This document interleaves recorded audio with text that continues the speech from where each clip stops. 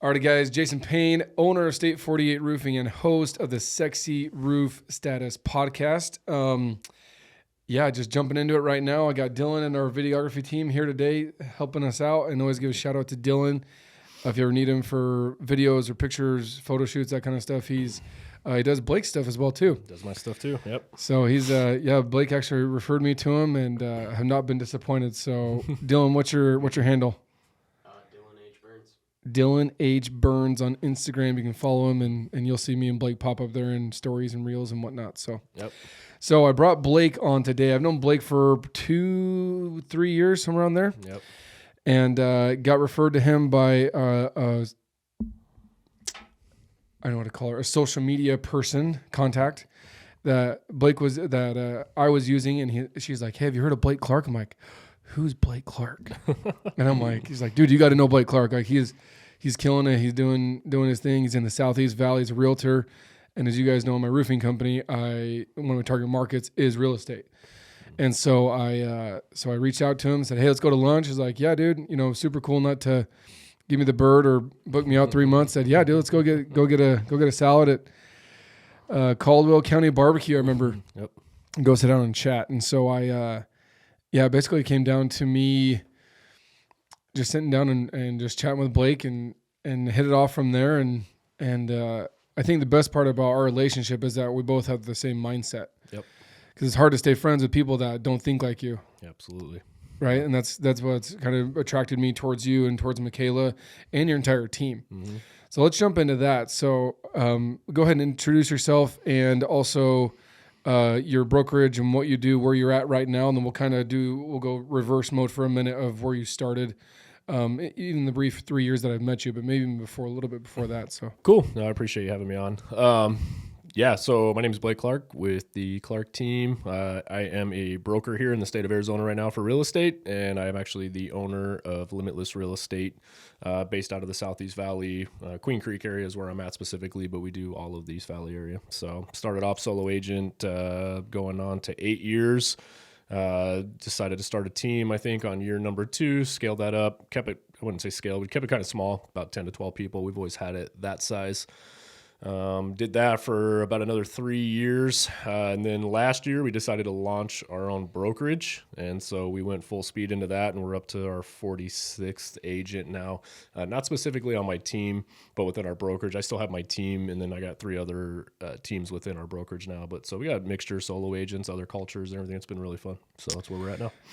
So you start now I'm not in the real estate space, but I feel like I could, with a couple weeks of training, I could pass their test. Yep. Because of $1,200 and 90 hours, get your ass in a seat and you're an agent. It's easy. Yeah. Yeah. So just the day in and day out grind of the real estate world, on the roofing side. And I ask a lot of questions.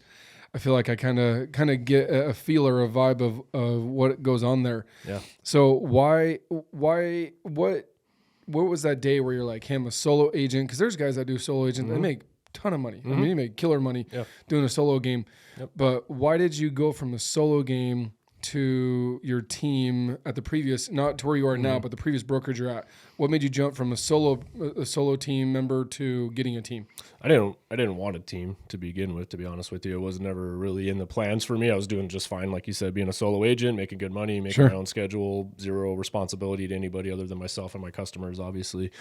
And then I had started getting people asking me to teach them and to coach them, and I didn't really have any interest in that at that time. It just wasn't on my radar for what I wanted to do. Sure.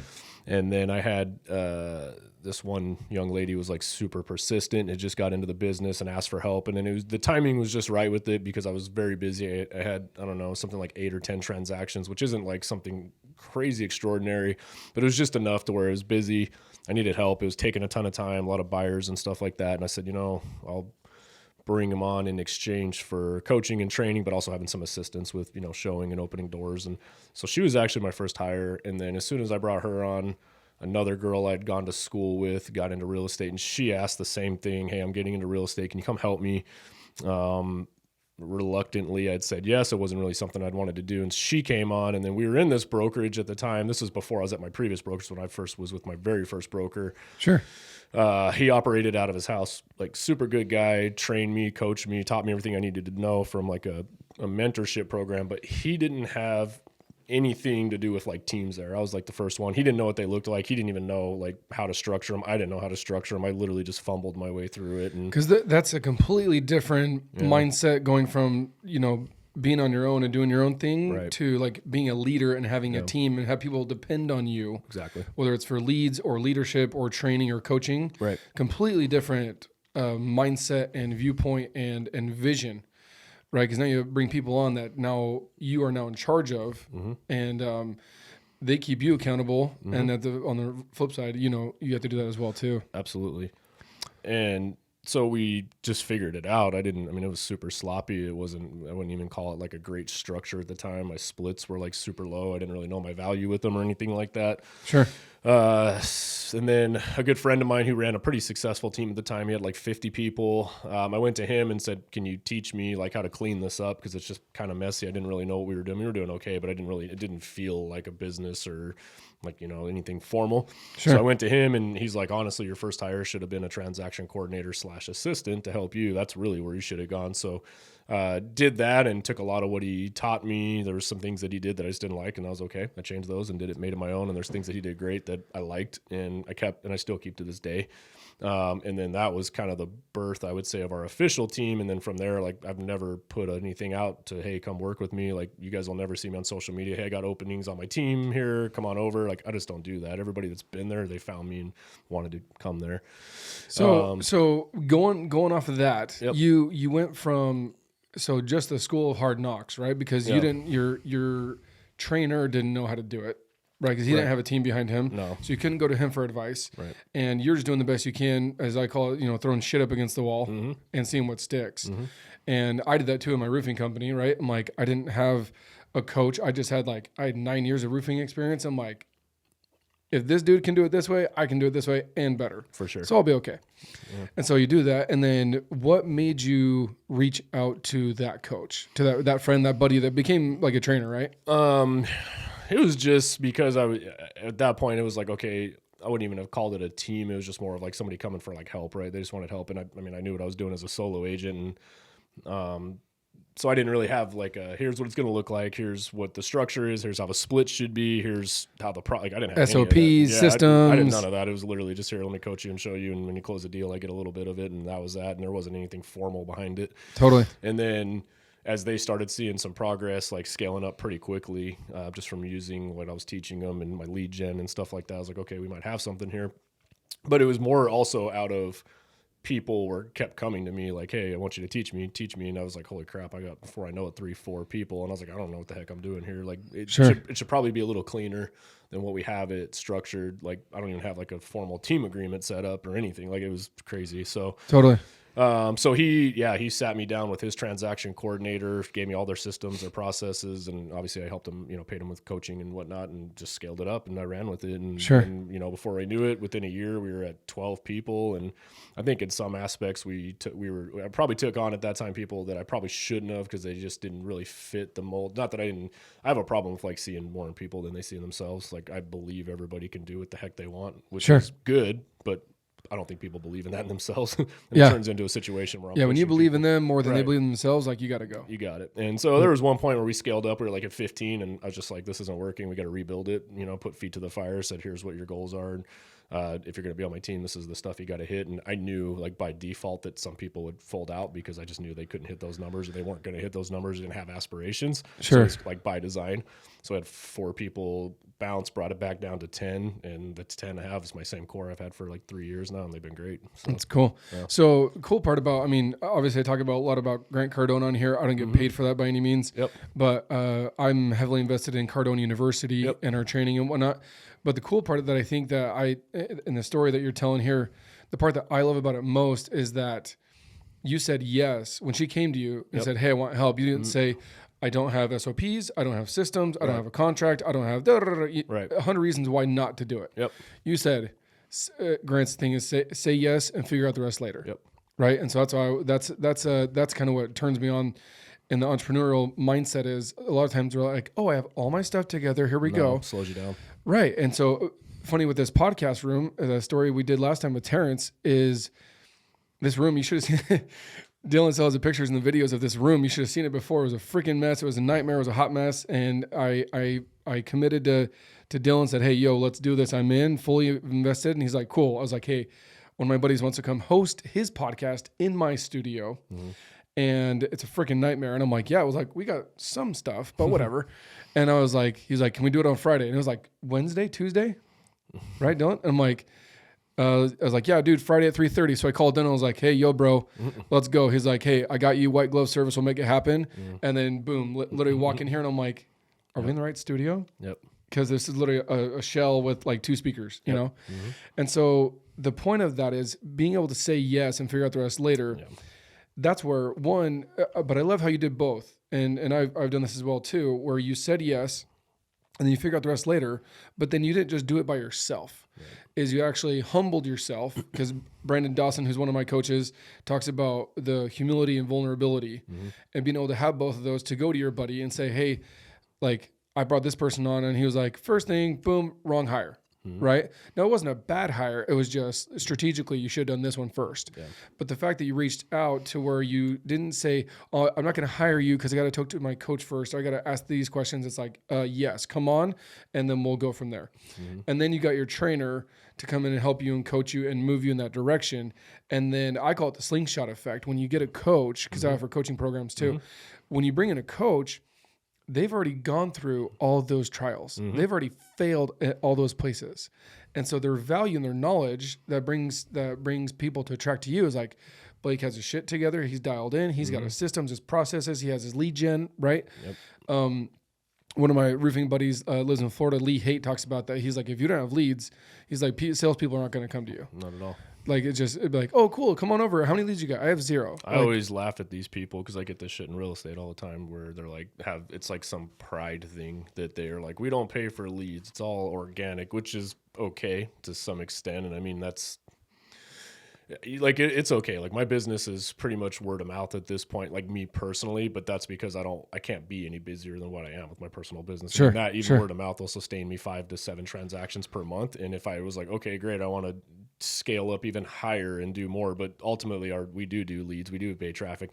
Not every agent that comes to you is going to have the sphere of influence that you do. And if you're in business and you're an introvert by nature, you know what I mean, you're not good at networking and stuff like that. Well, how the hell are you going to grow? You got to do it through leads, and leads are like the lead source to any business. So I always laugh at these people that have like they shun against like lead generation. It's like, I don't care really what you think, because the person who has the most leads is going to get the most business. Obviously, you got to dial in the conversions with that. And there's always ways to perfect your process and your follow-up and your customer service. But at the end of the day, leads are an opportunity for you. So if you look at generating as many leads as possible as a negative thing, I think you're setting yourself up for failure. I mean, leads are the exact opposite. So a guy that I'm coaching right now is actually another roofing contractor here in the Valley. We were going through his stuff, and just in the past 90 days, because I told him I did 5,000 leads last year. And we're going through his stuff just the past 90 days, and we averaged it out. You know, it's like a 33% closing ratio. I was like, that's good. You know, let's get it up to 40, between 40 and 50. And like I said, those are all things that you can tweak as you go. Right. But you can't tweak your follow-up if you don't have a lead to even sell. Not at all. Right. And your marketing, so there's everything. It starts with the lead. If you don't have a lead, you don't got jack crap. Nothing. Plain and simple. You don't have anything to sell. You can market like crazy, but you're out a ton of money in marketing until you get that lead that pays for that marketing. And he's like, Jason, how many leads? I said, well, if you do 5,000, you know, divided by 52, you're about 100 leads a week.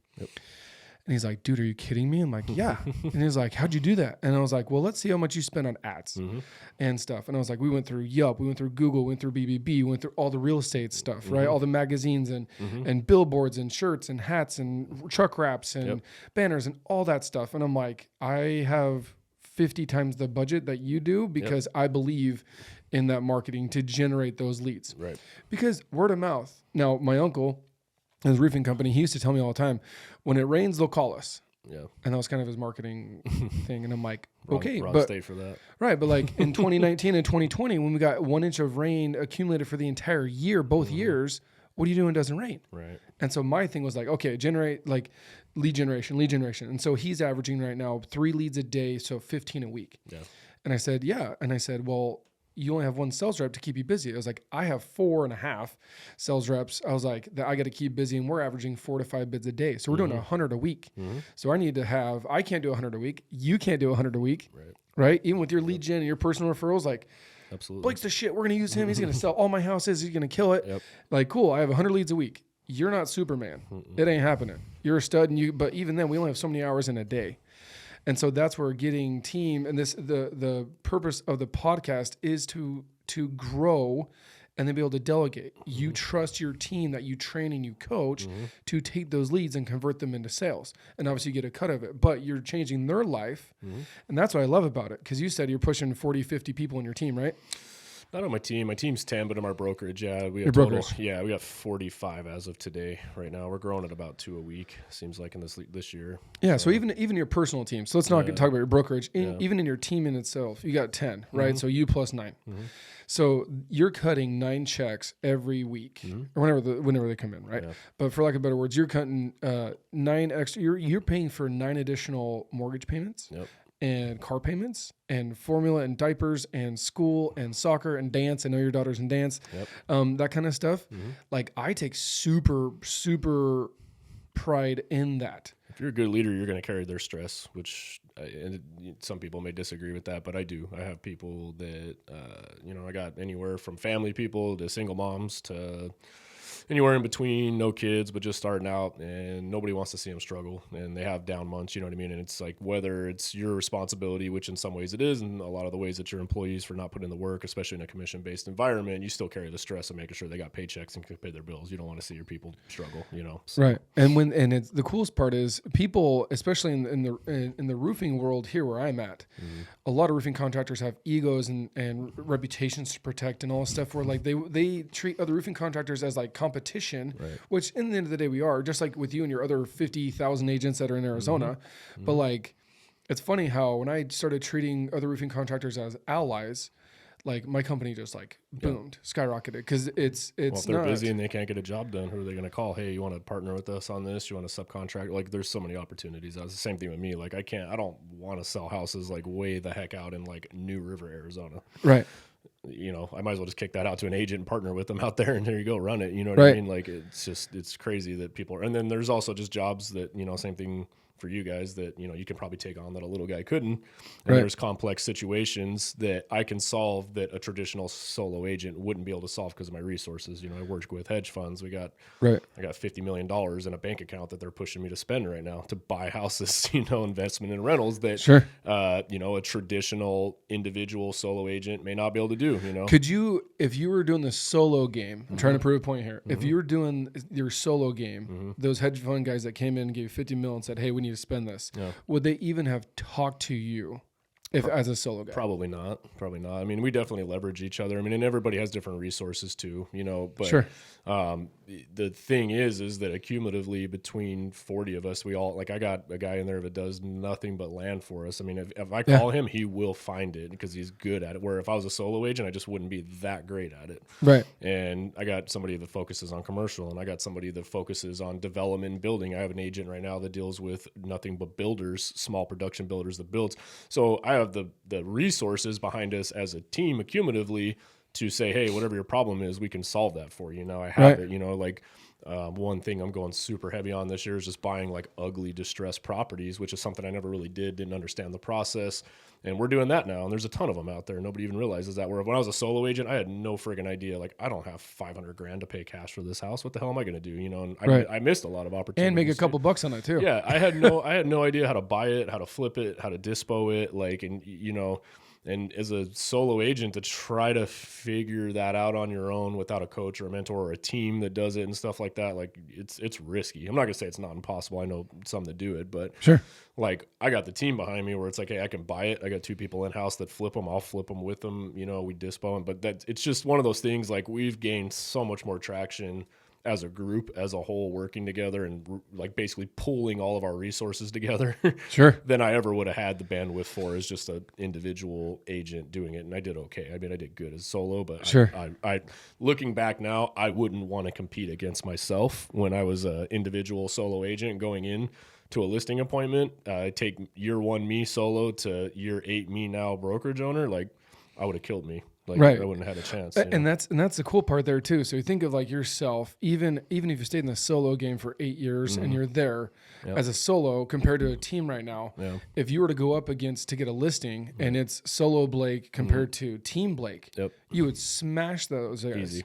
Yeah, right? Easy. No. And the cool part is like, yes, you bettered yourself, but what I'm trying to get is you brought in a team and then you learned how to delegate. Absolutely. And like I said, the landman, right? We talked about Hunter and those guys. So you have all these niches within your team, whereas before you're like, I'm good at only this. Yeah. So we did your house, right? We did your roof, and 90% of it's tile, but 10% of it, you guys want to do some metal accents and whatnot. And because I used my team and my resources, I had my buddy come and do the metal accents. And so I either couldn't have done it, like, hey, if you don't do the metal, you don't get the job. Sure. And so I hated that growing up. In my tenure, I've been doing roofing for 12 years, and I remember we don't do metal. I'm like, dude, so we turn away that work? Why like, not? Dude, just team up with somebody that does it, and then take a rip off of it, and you're good. You got it. And it's opened up, like, especially in the past year and a half, it's opened up so many doors for people that like, oh, do this. Do you do commercial? Oh, we don't do commercial. Yeah. I literally just got a text message last night for a guy who I hopped into a networking group with that wants me to go look at a 140,000 square foot building. And if I was the solo guy, or not, you were a solopreneur, I was actually working for another company. Right. So I wasn't the business owner. I wasn't the decision maker. I wasn't signing checks. And I wouldn't have been invited to go do that roof that we're going to get eventually to even be there. Yeah. So I had to, like I said, take that chance and trust myself. And then also, like I said, a combo of say yes, figure it out later, and then get a coach, which I got a coach. I have several coaches and mentors that are both on the marketing side, on the business side, on the personal side to help me grow. And people really downplay that value of a coach. Yeah. And of someone to come in like a brokerage, like, oh, I'm gonna do this by myself. Cool. But I think honestly, and this is take away you being in this chair. I work with hundreds of other agents. I'd say you're the top 5, if not the best team leader in regards to working with your team and building up your team. And that takes time. It takes dedication.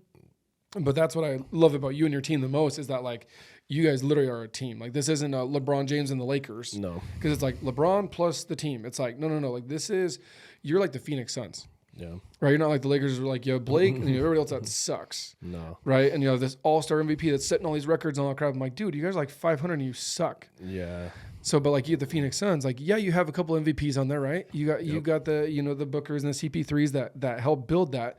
But like those dudes, there's 10 of those dudes on that team and all 10 contribute. Yeah. And that's what's cool about Limitless and you guys. Yeah. It's an accumulation. I mean, I give everybody credit on my team. I never try to say it's me or it's my team or anything. I mean, it is, I'm the team leader of it, but ultimately they all have a say in everything. Anybody that ever joins our team, they all vote each other in. I don't even have a say in that anymore. I took myself out of that. Nice. Because again, with the weakness in me is I would see more in somebody than they would. So I was more apt to give somebody a chance. I'm like, yeah, bring them on. That they just didn't fit the culture. And my team was like, yeah, they suck. We shouldn't have brought them on. And so I was like, all right, well, we're going to solve this by you guys voting them on as a whole. Like I don't have a say anymore. So I'll do like an initial, everybody always reaches out to me first since I'm on the front line of it. And they'll ask me, about my team. I'll tell them. And if they say, hey, I want to come in, okay, cool. You got to go meet with them, and they have the final say. So they say yes or no. It's not even me anymore because they have to fit my culture with what we have, and we only are who we are because I've failed a lot too. By the way, like it's not like I just started one day and had this crazy. I mean, we've fucked up so many things. Like sure. Of like that worked great, that didn't work great. That's a good person. That's not who we're going to have on our team. This works good. So it's just a lot of like, I don't know, like back to your point of, the benefits of having a lot of people. It's just, you got to figure out how to not say no as many times. If you're going to say no to anything, just say no to things that aren't going to move you in the direction of where you want to go. But other than that, like you just need to create more opportunities or partner with more people that give you the option to say yes. That's the biggest thing, So again, that's probably the benefit of us is we just have so many resources available to us now. There's really not, I can't even think of a situation where I'd walk into a listing now, no matter what you throw at me. It doesn't matter if it's divorce, probate, just needs to go on the market, sell it for top dollar, house is completely trashed, hoarder house. It doesn't matter. I'll have a solution to that problem. Like I will have a menu for you of like 5 different options that's going to make sense for you. So I'll never lose it. Like there's no reason you need to go shop anybody else. I'm your one-stop shop now. So one-stop shop. And that's what I like about it too. So I personally, in the roofing world, I hate them. They suck. They're freakishly expensive, and their profit margins are even worse. So you're like, dude, you charge all this money, you make killer. I was like, no, it's just that expensive. And I actually make less money on a walk deck than I do a shingle roof, a tile roof, or whatever. And so, but I still do them because with every walk deck, have you ever been on a house where the entire house is a walk deck? I haven't been on one ever. So no, like you have a walk deck, but then you got another roof behind that. And so staying diverse is really what that helps out. Right. And so like, oh, I want to do these metal accents. I want to do a walk deck. I'm going to be invited to swing the bat, and I already have that relationship and that referral and that testimonial and that I basically already have that other roof when they're ready to do their entire roof. And the walk deck, no matter how big or small, is one thing, but like the roof is going to be 20, 30 times as big as the walk deck. So the point that I'm trying to make is with these is you having like a one-stop shop. That's what you want to be able to do as your company, but you couldn't be the one-stop shop as a solopreneur. No way. You had to get a team, and then you had to delegate. Now let's talk real quick about culture. And I know you're huge on culture. I see your stuff on social media. I see your team building opportunities and your meetings and stuff that you do. So tell me about culture, and tell me any bad experiences that you had going into it. And then if I go to your meeting tomorrow, it's completely different than where it was a year ago, 2 years ago, 5 years ago, 8 years ago when you were by yourself. So you clearly have had success with culture because you've had 10 people in the real estate world. There's a ton of turnover. They leave teams right and left, but you've had a lot of good teams stay with you, a lot of team members stay with you. That doesn't happen overnight, and that's not just because you're throwing them a rip. There's a lot to do with that. So go on that if you don't mind. Yeah, so it's just you got to care about them, and I care about every one of them. Like I said, if they come to me and they're struggling, like I'm immensely, I take the responsibility of it. It's super serious, which I think they know that I care for sure. It's not to say we don't go without struggles. I mean, one of the biggest struggles right now has been as we've grown our brokerage, went from like our core 10, 12 of us that are there to like, oh crap, we're at 45 now, and now I'm teaching other teams. That's the other thing too, is everybody that came in, hey, I want to go to your team, and we're just full. I kept it small. I don't want to quote unquote team of 45 people. I got my core that I've been working with that basically followed me down the journey. They didn't have to go with me to my brokerage. They could have said, hey, I'm going to stay put and go. And I gave all in that option. Hey, if you guys are good here, like stay, like this is just where I'm going. And they all chose to follow and come with me. And that was super cool. So I take that, very serious too. They didn't just jump ship or anything like that. So the biggest struggle we've had, and for me, is like, okay, keeping the culture on the team, but also giving to other people in the brokerage and stuff. And that's been like probably one of my biggest adjustments to them. And we're still doing pretty good with it. It's just open communication, honestly. It's like constant temperature checks. It's just, hey guys, what are you feeling? We have those tough meetings every once in a while where it's like, hey guys, let's just regroup. Where are we at? How you guys feel? What do you guys like? What do you guys dislike? What do you feel like we need to work on? What's going great? Just constantly asking them for feedback on what's important to them, we only see so much from the top, right? Like that's for me. I'm pretty good at seeing, like, I'm really good at painting the picture. Here's where we're going to go. Here's what we're building towards. I can paint that picture, but I always have to look over my shoulder and make sure that they're not falling off the trail, So, they're not painting a different picture. Yeah. Or, like, here's the picture, like, I'm over here with my own paintbrush. Just making sure that they understand they have a place in that big picture too. I think a lot of employees and team members and partners and businesses, all these things, they have a really hard time of being, you got the visionary and the integrator, and they have to work together. They're very important for each other. And it's hard for people, I think, as you're growing a business, it's hard for them to see the value in some of it, or why are we making this decision? Why are we doing this? So it's just constant communication, like, listen guys, this is why we're doing this. Like, okay, why are we doing it? Why does that make sense? What's the reason behind this? Why does it have to be this way? And you're like, okay, this is why. You have to kind of show them from being a team member aspect to like, okay, from the business owner's perspective, this is why I have to make this call, and this is how it's a benefit to you guys. So it's just constant communication. If you try to go do this stuff on your own, you don't have that open line of communication. I call it the open door policy, where they can just, if you got an issue or you're concerned about anything, or if you have questions, come pull up a chair and just talk to me. That's all I ask. Because there had to have been, not on a negative side of things, but definitely questions or concerns where you go from your core 10 to 40 something. Absolutely. And I mean, matter a year, 18 months, you're like, wait, is Blake going to forget about me? Yep. Like, we're part of the Power 10. Like that absolutely was a concern of theirs. And I remember when we started, that was their thing. Like, what's that mean for us? I'm like, nothing. We're staying the same. Like, and then they're like, well, yeah, but as you get more people, you're gonna have less time for us. And I did say that, you know, the time I'm never available for my team is the time I'm done growing. So far I'm doing good. Like, we still have our set team meetings every week. I still meet with them every time they need me. I'm in a car, I'm coaching them, I'm taking every one of their calls. Like, I don't think I've dropped the ball at all as far as that with them, which is good. That's come with delegation. That's where it's like, okay, that was the benefit of starting a couple other teams within the brokerage, because it was like, how am I going to be so hands-on with 30 other people? But what I could do is I do have a couple people that wanted to start their own team, and they're at that point in their career where I was 4 years ago.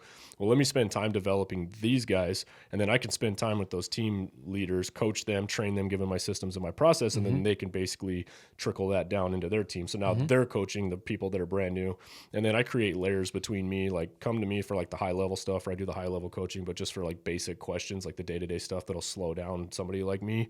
Sure. We have group chats basically where everybody's involved in. I always tell them, if you have a low level question, put it in there. Ask the questions first, because I got 30 other agents. Like a Marco Polo or text group. Yeah, text. Facebook Messenger. Yeah. So, sure. But if it's a low level question, and they're just in, not all questions, I don't mean in the form of like it's not important. It just means if it's something that somebody else can answer easy, like, hey, how do you get this document? Yeah, instead of like only a Blake, you got like, it. There's 35 other people that could answer this question. Because they're going to get to it before me. If I'm in a meeting, sometimes like right now, right, I got my phone off. I'm not going to answer if somebody needed that right now, like just a lower question. Don't bother me with it, because I'm not going to be free. I want you to get an answer. So I always have them I have them rely solely on who we are as a group, like, because there's so much knowledge between everybody. And if that person has a question, there's probably 5 others that would have the same question. So it's like, might as well just get it in the open right now, and we could all answer it together as a group. Yeah. And then if you got like a code red, like, hey, I really need some help, call me. Like, work. But I always tell them, like, start back at the bottom, work your way up, go to your team lead first, you know, and then if it's something like high level, come to me. I'm happy to help. Or, you know, and it's not to say it's only high level, but that has greatly kept the bandwidth off of me and allowed me to still focus on my team and still allowed me to be effective so far. So. I love those two things. So when I started my company, I was the production manager. Yep. I actually had an office manager from day one, Dory, who joined me literally from day one. And then I have a production team. And so those are kind of the 3 main pillars in my company. And so, or in sales, obviously. So you have sales, you have production, and you have admin. And so, or the office side of stuff. And so as I was growing, I had to do like you did. I had to say, okay, cool. Now I can bring in a person to run the production division or the production team. And because being able to deal with, we have 11 crews. I have 35, now 40 guys in the field. I can't take all those phone calls. And and we're doing 20 to 30 repairs and patios a week. We're doing 10 full roofs a week. And so I have all those people, there's a client and a phone number behind all of those. Absolutely. And then you have a sales team that you got to manage and keep them on track. And so I focus mostly on sales and marketing, but I have Dory, who's our COO, and I promoted her from office manager to COO because that's exactly what she is. So she kind of oversees everything with us, but she also has a team underneath her. And having, like I said, being able to delegate that, you're like, hey, I can't take all these production phone calls like crazy. And so we literally have, just like you said, Facebook Messenger, Instagram, DMs, whatever the case may be. So, I also do a lot of Marco Polos, and we have a thing called Bomb Bombs. We've done Bomb Bombs. Yep. We have those too. But that's those group text messages are huge. I think that's a huge nugget that Blake kind of brought into this that is big, because you do not, and if you want to truly grow, you cannot be the one answering every single question for your team. You just can't. No way. And so that's where you have to trust and train those team leads behind you, right? To where you, like I said, you have your core 10. Like I said, I have my sales team, right? But I also have, I have 4 or 5 gals in our office that do all of our stuff for billings and lead appointments and all that, to where I can delegate that. I don't take appointments. I don't say, oh, I can be there Tuesday at 4:00 or send one of my sales reps. So I don't do that. Yep. So being able to delegate that, I feel like there's a huge gap between the solopreneur or the solo agent compared to where you and I are at now, where we have a full team. Yep. We're pushing, dozens of employees and going there. But that's a huge gap. And I feel like part of that is, like I said, my analogy is throwing shit up against the wall and seeing what sticks. Yeah. And then the say yes mentality, say yes, figure out the rest later, and then the coach. I think those 3 things will really help you bring you into that. But what happens when you're a solopreneur compared to going and having a team of 45 agents, even if it's just your core 10, right, and those guys that have their other teams, you now have culture. you know, have different personalities, right? You said you got the single mom, you got the divorce, you got the dude right out of high school type deal, or you might have some veterans that like, hey, this is what I did, this is how I do my thing, and so you got to keep that in check. So having those weekly meetings, from what I'm getting from you, those weekly meetings are crucial because that's where you can throw everything on the table, regroup, recalibrate, realign, and then go again at it for another week. Because people, I mean, where I was for 8 or 9 years, we had those meetings every once in a while, but a lot of it was pointing fingers and animosity was really high, and it was just more toxic than anything. It wasn't a positive, uplifting. I feel like if I were to go sit as a fly on the wall in one of your meetings, it's optimistic, it's positive, it's using leverage, and the communication, like I said, is open, and using it as opportunity to grow instead of opportunity to, you know, throw the blame at somebody else. Sure, absolutely. So. That's great. So that's super cool. So Blake, I want to thank you for coming on. Yep. I appreciate it. So if you could leave anything, so this is a sexy business status podcast. Yep. And what would you leave, if you could leave any nugget or any last comments for the people watching this? Because I know people in your team are going to watch it. I know my team respects you. As we do a lot of your roofing stuff. And so they know who you are by name, and they know that the character and the you know, just the platform and the standard that you set as your real estate team. Because like I said, we will work with hundreds, I dare say thousands now, of agents. Yeah. But I mentioned Blake Clark, and there's that level of expectation of standard for any gal or guy that on your team that says, hey, I need a roof inspection, we need to go check out this or that. What would you leave for anyone listening today in regards to going from where you are to where you are now? I would say have just a clear idea of why it is. Like, I think like a lot of people get into business because they think it sounds like fun, and it's a shit ton of work. Like, I probably work more now. I don't know where this internet entrepreneur thing came out. Like, this shit's so overplayed these days of like, gonna sit in my penthouse and drive my friggin' exotic cars around and do jack shit for, you know, and only work for 30 minutes a day. That's so wrong. It's just not like, I'm not gonna sit here and sugarcoat it for anybody, because everybody I know that's like a full-time business, there may be one day where you grow your company that big and there's so many layers between you that you have that ability to do that. But if you're like at step one of like, hey, I'm here and I want to go start my own business and scale up, like, get that out of your head right now. It's not going to be easy. It's going to probably be the hardest 10 to 15 years of your friggin' life. Like, you're going to take on more stress. But there has to be an end game to that, right? For me, it was just freedom. Like, and when I say freedom, like, I work too, it was twofold for me. It was, if I get up and go to work every day, I want to get up and go to work with the people that I work with. I don't want to be there just for a paycheck. It's like, hey, I'm building something, I'm there. And you have to have like a big picture vision of what that's going to look like. And I think that if you're going to start a business, it better be, if you want a good group of people, that business has to be centered around developing those people. They're not there just to do a job for you and collect a paycheck. And, you know, if you just look at them as like super replaceable, the thing for me has always been like, if they come in, listen, I'm going to give you 110%. And I demand 110% back. It's going to be, this is not going to be, I give you, this is not going to be, you give me, this is going to be, I'm going to pour into you. I'm going to basically trade time out of my personal life and invest it into you. Right.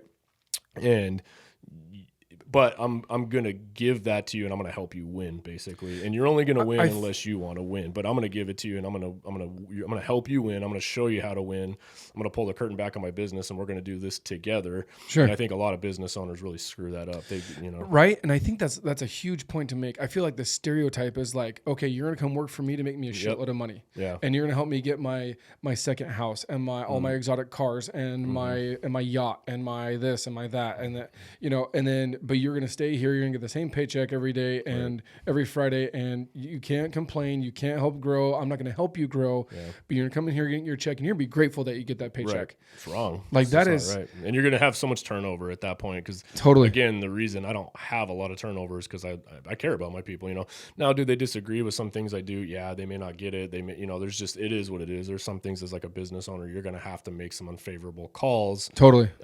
You know, and to just in an effort, because it may be a decision you make today that I know down the road 2 years, this is really going to suck if I have to change it. Well, you mentioned visionary too, right? So even if you try and paint the vision, like where I'm going and what I'm doing right now, starting a podcast, writing a book, I'm hosting a conference in July for 100 business owners, those type of things where none of those things have to do with roofing. Right. And so like, Jason, don't forget about us. I'm like, no, we're still here. Yeah. And this is what we're doing. But like, this is going to open up the door for more It's opportunities. just more opportunity. And I tell them the same thing, like as we've grown the brokerage, it's like, listen, because everybody has that scarcity mindset or like, hey, as you grow, where's that going to leave me? Am I getting left behind? It's like, no, you'll always have room to grow. For every opportunity I unlock and create, there's an opportunity for you there.